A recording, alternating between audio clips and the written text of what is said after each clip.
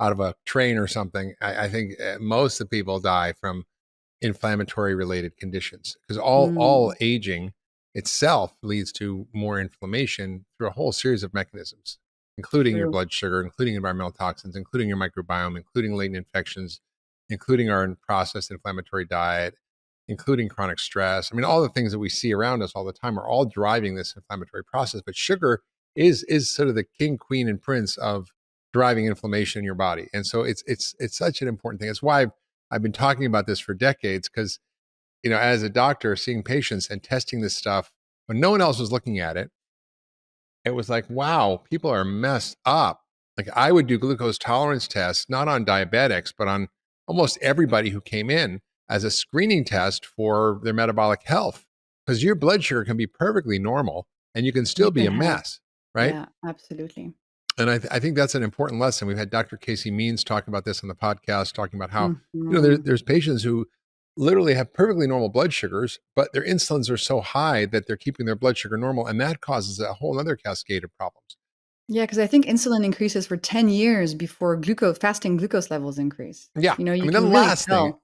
yeah. I Yeah, mean, the last thing that happens is your fasting glucose going up, right? yeah. And then the second thing that, the second to last thing is your fasting glucose goes up, but then your insulin, I mean, your glucose after you eat goes up. Hmm. But that's again a late stage phenomena. Earlier stages are high insulin after 2 hours, then high insulin fasting, and then it's like so we're getting on the train so late in medicine. We need to think about how to go upstream to get to the cause. Yeah, and for a long What? time, we only thought diabetics should worry about this. Only if you Yeah, have diabetes should you then think about managing your glucose levels. And by the way, to no, manage it, just eat better and exercise more. I mean, come on. We need to give yeah, right. people the hacks, Mark. We need everybody to be What does using that this mean, because right? it's so easy. Yeah, they eat better. People have no clue what that means. No. The other thing I wanted to sort of jump into was hormones. Mm. Right? We talked about aging, we talked about heart disease, but one of the real problems with sugar is screwing up our hormones, both for men and women. And can you take us down how that works and what goes wrong and why it's so common to see such hormonal chaos in this country? Absolutely. I think one of the conditions that is becoming more and more prevalent, especially in my community, I'm noticing that the numbers are increasing so much, is polycystic ovarian syndrome. And this is a condition where women stop getting their period, their ovaries become burdened with cysts, they start displaying masculine traits like hair on the chin, balding, etc. And this is something that often we're told to just medicate, oh, just take the pill and it'll fix it. It turns out actually that polycystic ovarian syndrome is a disease of too much insulin. Yeah. And we know, yeah, and the way it works is fascinating. So when your body has too much insulin in it, it's not as good as it was before at converting male hormones into female hormones. So you end up with people who have uteruses who have this excess of testosterone in their body. Yeah. So their female hormones are just not working anymore.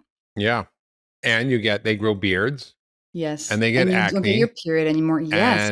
and they lose the Yes. hair on their head. So women Absolutely. get bald.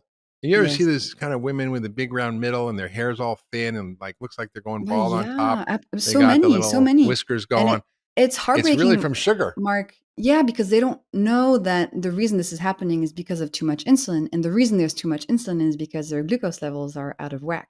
And so, what's really empowering, I think, is when women start applying the principles, the science backed stuff that I share, because they're able to get their period back within months. A few Yep. women even got pregnant, even Yep. though they had been told they were infertile. And this is Absolutely. so empowering because we Absolutely. have power. We have power. It starts in our plate. And this is really a message of hope. So, anybody listening, like, this can really benefit you. And I hope you'll find a lot of relief in this information. Yeah. It's not your DNA, it's your dinner. I love that. So here's the deal. In men, the opposite sort of thing happens. So what happens Tell to me. men, right? What happens to men when they eat too much sugar and starch is they actually produce because they produce way more fat cells, and the fat cells have a compound called aromatase, which converts testosterone into estrogen.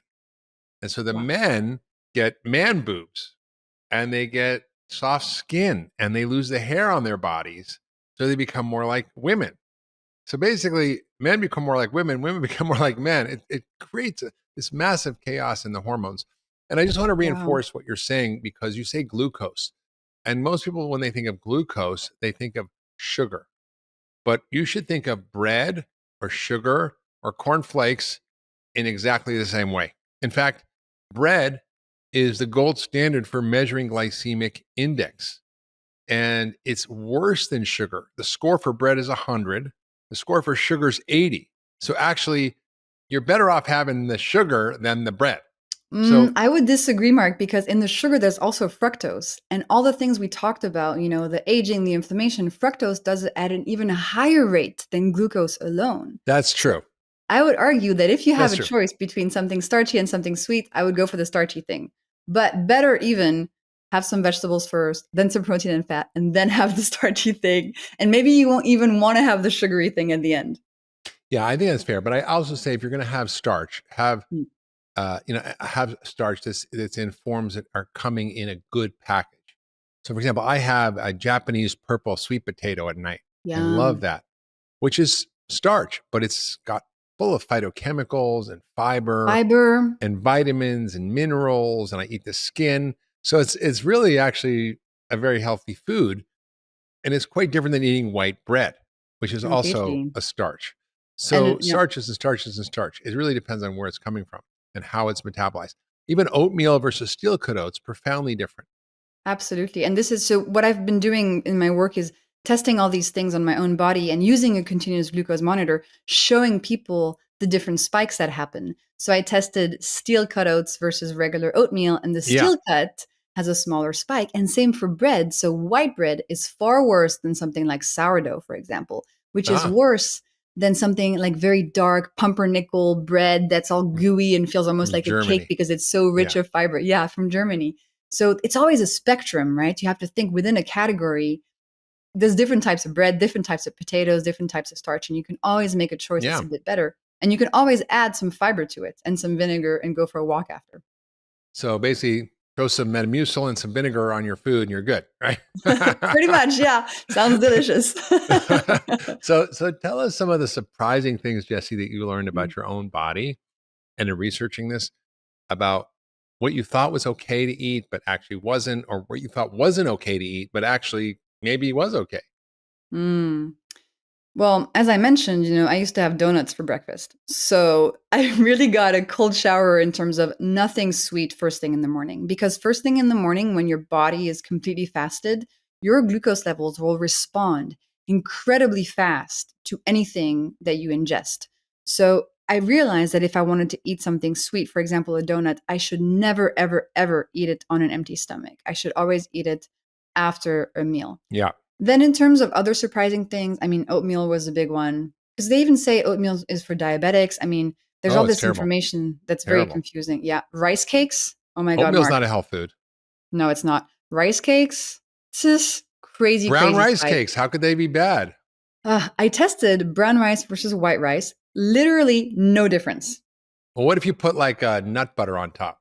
That's perfect. That sounds really gross, but it probably works. I love it. That's my favorite thing. I get the rice cakes and I put like Oh, macadamia on the rice butter cake. I or thought you nut meant put the butter. nut butter on actual rice, like warm No, rice. no, no, no, no, no, no, no, no, no. No, you get a rice cake and you put on the nut butter and it's kind of Yes. good. I don't. Then I that hope. I works. Yeah. Then I that think. I works. think so. All the breakfast things are really in this country so geared toward extremely high levels of starch and sugar. And in Fruit fact, juice? yeah, fruit juice is terrible. Terrible. Right? And I think people need to realize that the most important thing they need to do when they eat in the morning, eat plenty of protein, fat, and fiber, because Yes, those are the magic tricks to actually keep your blood sugar normal. Protein, fat, and fiber. And you have to learn what absolutely. foods have protein, fat, and fiber. It's a little bit of an education because as most people may not know, but it actually is the key to success. And you're basically saying eat protein, fat, and fiber before you eat any starch or sugar, and that will mitigate all Exactly. the results. Exactly. Something else that was very surprising was oat milk creates a Oh, big glucose spike because it's no, made. no more oat milk lattes. The oat milk lattes. No, no way, Yeah. huh? People got really sad when I posted that test. I was like, "I'm sorry. I know you guys love your oat milk, but it's just a big bowl of glucose. It's dessert. Have it as dessert. Don't have it first thing in the morning on an empty stomach." Hmm. And then fruit was actually quite surprising to me, Mark, because I learned that fruit have been bred for centuries to be extra sweet and extra juicy and contain Yes. lots of glucose and fructose. So, especially grapes. Yeah. Grapes are the worst. You eat 20 grapes, super big glucose spikes. So I learned that anytime I have fruit, always put cloves on it. I'm French, so grapes and cheese. I actually just posted that test yesterday on my Instagram, Glucose Goddess, if anybody wants to see it. If you add cheese to the grapes, the glucose spike is smaller because you're adding, this But fat it's and this still there. protein. It's still But there. it's still there. Yeah. So have it Yeah. as dessert. Yeah, pineapple, bananas, definitely always put some cloves on those. And I've really completely changed the way I ate, Mark. I mean, now for breakfast, I have leftovers. This morning, I Mm. have leftover green beans and cauliflower and 2 eggs. I don't have So dinner for cravings breakfast. anymore. Dinner for breakfast. Dinner for breakfast. I feel better than I ever have, and I'm older than I ever have. I feel so good. I don't have any cravings. I have energy throughout the day. I don't even drink coffee anymore because I have so much energy just naturally. I mean, I sleep amazingly. It's very powerful. That's amazing. So you Thank you. basically have learned how to hack. Now, what other foods you thought were bad for you that actually weren't so bad? Well, there was this whole thing about fat is bad for you. Mm. Fat makes you fat, fat's not good. And I learned that actually that's not the case. What drives heart disease the most is fructose in your liver, creating Hmm. Yep. low density LDL. And that fat is actually your friend. And so I started putting way more avocado and avocado oils and olive oil and good fats like that, eating more fish. And that really helped stabilize my glucose levels. Absolutely. Other foods that I thought were bad that were actually good. I think it was mostly the other way around. It was lots of foods I thought were good that were actually bad. What about So yourself? What fruit. did you So discover? fruit. Yeah, Fruit. fruit. Right. Yeah. I think fruit has, you have to be careful with fruit because it depends on the fruit. It depends on how Yes. sweet it is, how it was bred, the kind of fruit. Like when you go kind of get a wild fruit, they're very sweet, but they're very small. you know. Yes. And I think Oh, a lot dried fruit is another big one. dried fruit's terrible. Yeah, dried fruit's Terrible, like terrible, candy. terrible. It's It just is like candy. candy. And Yeah. now what I do, when I want something fruity, I'll have one of your shakes, the berries with nut butter and lots of nuts in them, chia Mm-hmm. seeds, Mm-hmm. almond milk, like that kind of stuff. And that makes for a very satisfying, fruity little snack, but that contains all this extra protein and fat and fiber to minimize the Yeah. spike. Yeah. That's one of my favorite things. I call it a fat shake. So you basically take, Love it. nuts of any kind, throw in a bunch of nuts like almonds, walnuts. You can take pumpkin seeds, chia seeds, flax seeds, hemp seeds, and then throw throw in some berries. And Frozen I berries, frozen easy. berries. I put in cranberries in there. Maybe throw some Mm, lemon in. Maybe I'll throw a couple of tablespoons of nut butter sometimes to make it creamier. And you put in some non-sweetened macadamia milk. I hope macadamia milk is not bad because I use that a lot. I it's gotta check not, that no. out. Because you were telling me that's like oat milk. I'm like, oh boy. No, it And comes from nuts, so it's fine. that's good. Okay. And you blend it up and you can throw in greens in there. You can throw an avocado Mhm. in there. You can Put some throw in cacao nibs on top. cow. Oh yeah. Cacao nibs are good. So you can make a really yummy smoothie that's basically not from processed powders, but actually from whole foods. I have that Mhm. recipe in my book, Ultra Simple Diet. No, sorry, the 10-day detox diet, which has that recipe in it. And And I you think can add some protein powder too. you can add some protein powder. And I think, particularly in terms of muscle mass, it's really important. And the science is so clear on this that we need high quality protein in the morning, particularly Yeah. to load up to build muscle synthesis. We need about 30 grams. And it We has don't to be high eat enough quality protein, protein which at it all. has to include amino acids that are found primarily in meat or animal products. Now, if you're a vegan, you have to figure out how to get those extra amino acids. You have to supply amino acid powders and add them in because if you don't have leucine, which is very low in plant proteins, you can't trigger protein synthesis. In other words, building muscle is critical. And you look at, I mean, not judgmentally here, but if you look at most vegans, they tend to lose a lot of muscle mass. And the longer they've been on a vegan diet, the worse their